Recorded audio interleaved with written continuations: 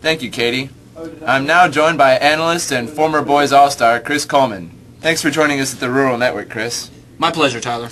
Now, Chris, what are your expectations for today's game? Who's going to come out on top?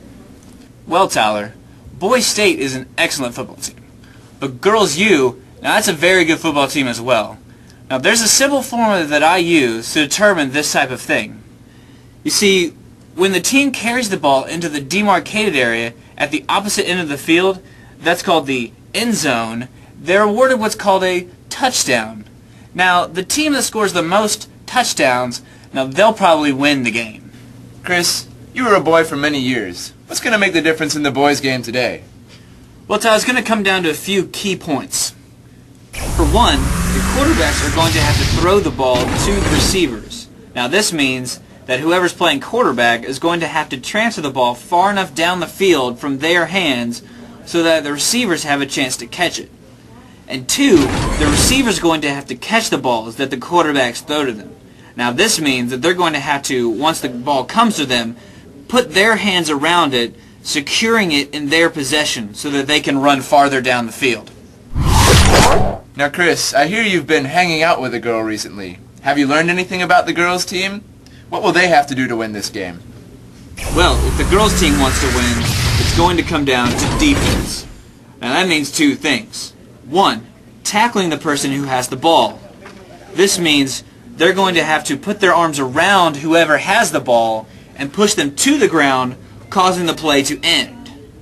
And two, they're going to have to try to catch the passes made by the boys' quarterbacks while the boys are on offense. Now, this means that they're going to have to get in between the ball and the receiver and put their hands around the ball before the boys have a chance to put their hands around the ball, securing it for the girls' team and changing the direction of play.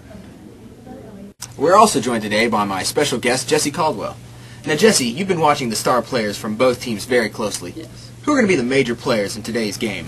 Well, Adam, both teams look really promising, but there's a couple players you're going to want to keep your eye on. If you're a Boys State fan, you're going to want to watch out for Damian Valenti.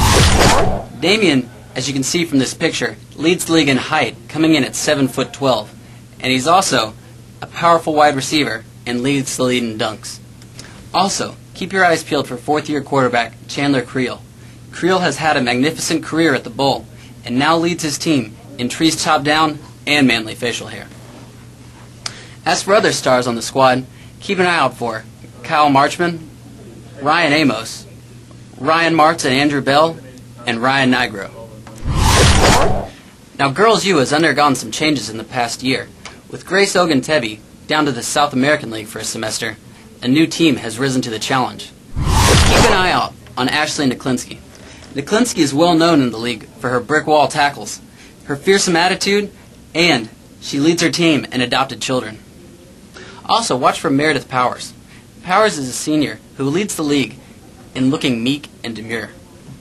Also watch for Sarah Wilson, Courtney Buckner, Jordan Ray Tucker, Virginia Abel, Lauren Halford, and Sarah McLaughlin, a specialist at terrorizing Boys State quarterbacks on the blitz. All right, now tell me about the quarterback for the girls' team, Neil Baker. Neil Baker is truly a player among players, Adam. He's hotter than the sex talk this weekend. His career includes victories in Flamingo and intramural games, but not many people know about his pre-CCF career at Stanford in 1982 on special teams. Here's a clip.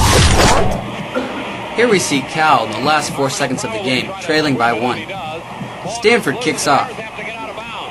Cal receives, and one lateral. And another. And another lateral. He's in trouble. Oh, the ball's still loose. Alright, down to the 40. Another lateral.